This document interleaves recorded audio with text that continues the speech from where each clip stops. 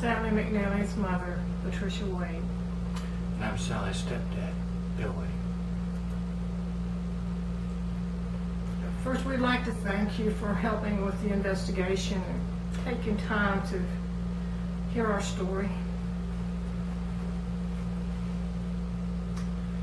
If there's anything worse than losing a child, I don't know what it can be.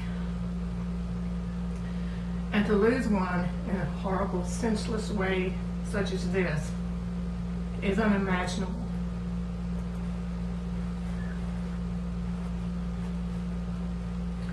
Sally was a beautiful child. All we really have left are pictures and some of her personal things. And she loved daffodils. So now, for many years, I tried to put daffodils on her birthday cakes and things like that. And we just don't have a lot of things left to material things of hers. We missed out on so much. We didn't get to see her get married or have children or watch her grow into a fine young woman. And I know she would have. She was so loving and sweet. She never cared much for dolls and toys like that, but she loved living creatures. She loved dogs and cats. And she had special empathy for older people. She took her time and she was very patient with them.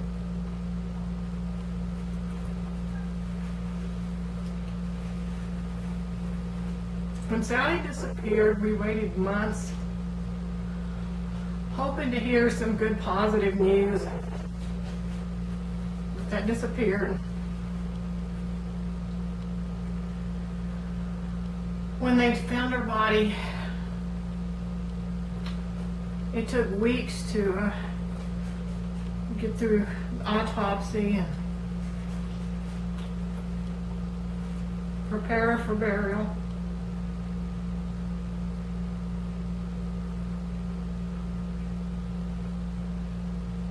I remember seeing the pictures of the body bag, and this was something that I hadn't seen much of except in war zones when they bring soldiers home that way.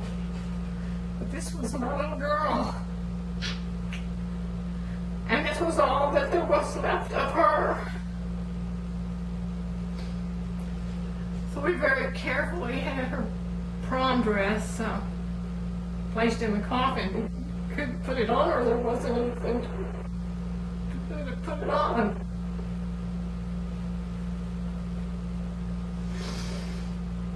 She just laid out there. She and Shane just laid out there in that field. Can any mother imagine their child laying out there in a field? Just laying there. I can't drive down the road and see vultures circling over the animals in the road, because I know this is what happened to my baby.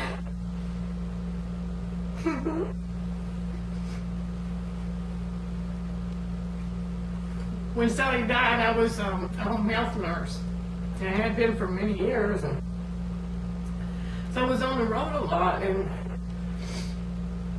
when I was in a situation like this, I had to pull off the side of the road and just couldn't breathe. And I'd cry or I'd scream.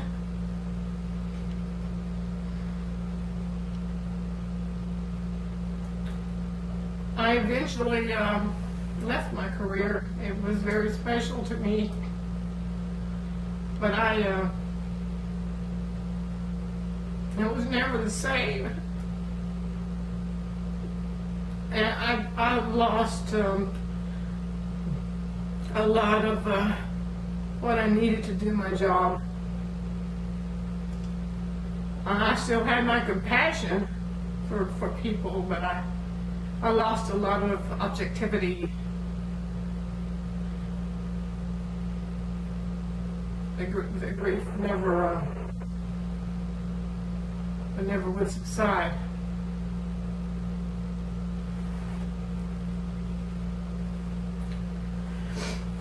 When my mother was very strong in her faith, she always felt that Sally and Shane would someday have justice, that their killers would be found, and the kids would have some peace, or their memory would have peace. But then she was diagnosed with brain cancer, and she knew she didn't have long. And so she told me, I'm not going to see this resolved, am I? I'm not going to know. And I said, no, Mom, I don't think so. So when my mother was dying, I bent over and I hugged her, and on her last breath, I told her to tell Sally that I love her. And I know she did.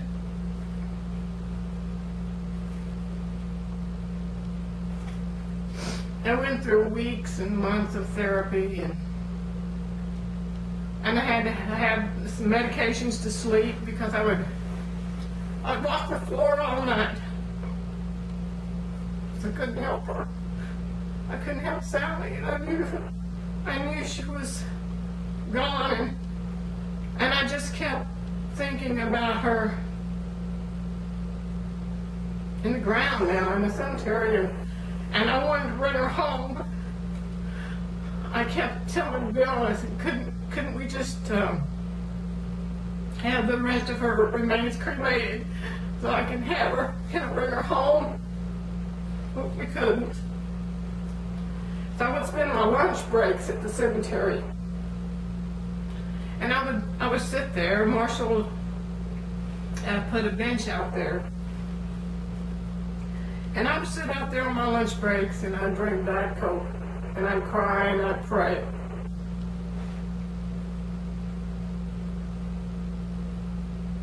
And when we finally moved away from San Angelo, I weighed 86 pounds. And I guess it's good that we got away from the cemetery, because I guess I wouldn't be here.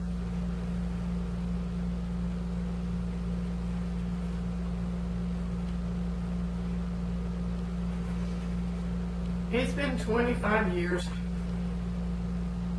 25 Christmases, 25 holidays.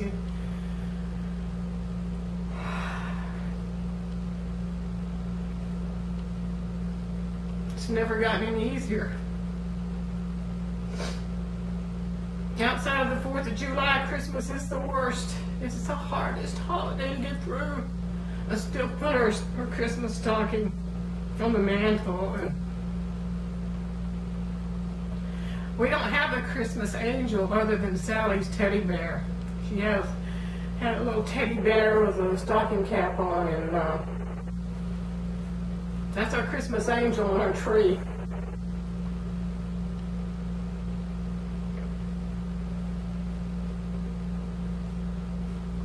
But everything reminds me of her around that time of year. I mean, we used to watch Frosty the Snowman and all those cute little Christmas shows, and I remember the Christmas programs and things that she would be in school and church, and holidays are gone.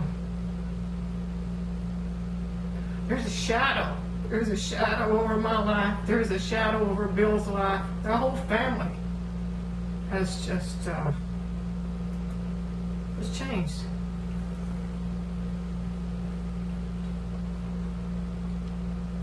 Bill and I learned quite a bit about PTSD before there was a lot of attention brought to it. had nightmares for many years. Some of them are worse than others. Still do. Yeah. Yeah, they're still there. But I have this one nightmare. And I don't know. Maybe someone knows. I see Sally standing alone in the field. And someone comes up behind her and grabs her, and she struggles. And she's begging. And she starts calling for me. And I can't help her. You know, moms help their children when their children are in trouble. Moms are there. But I can't help her. And she's screaming for me, and I'm trying to get to her, but I can't help her.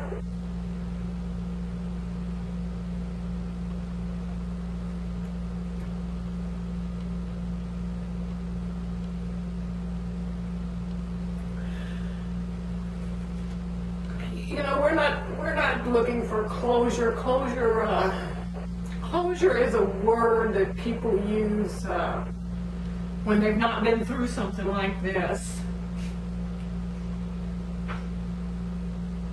There is no closure. You know, nothing. There's nothing going to bring Sally and Shane back. What we're looking for is justice for the kids.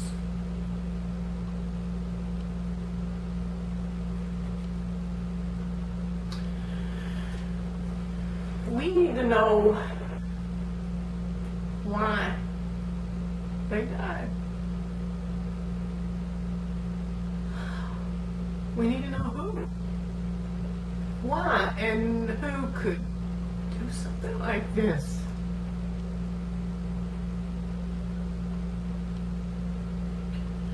We need justice. We need justice for the kids, and it's not something for us. I mean, it's there's not any healing for us.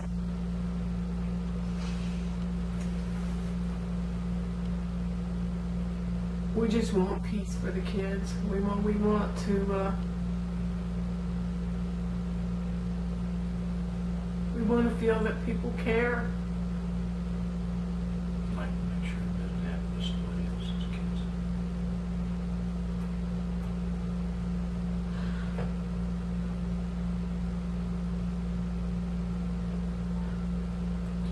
It's got to stop, you know. People that are capable of doing things like this, you don't want them on the streets. You don't want them out there enjoying lives.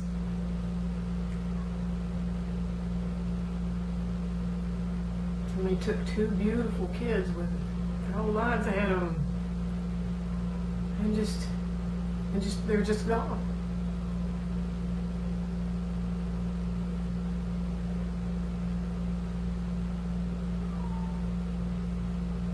You know, I believe in a forgiving God, but I also believe in a just God. And I don't believe that there will ever be peace, that there'll ever be forgiveness until there is justice for any of us. So the only thing I have left to say at this point is, you know, I'm begging you, if there's anything that you can do to help the authorities bring justice for Sally and Shane, please do it. You know, I'm not too proud to beg. My heart's broken, and it's not ever going to heal.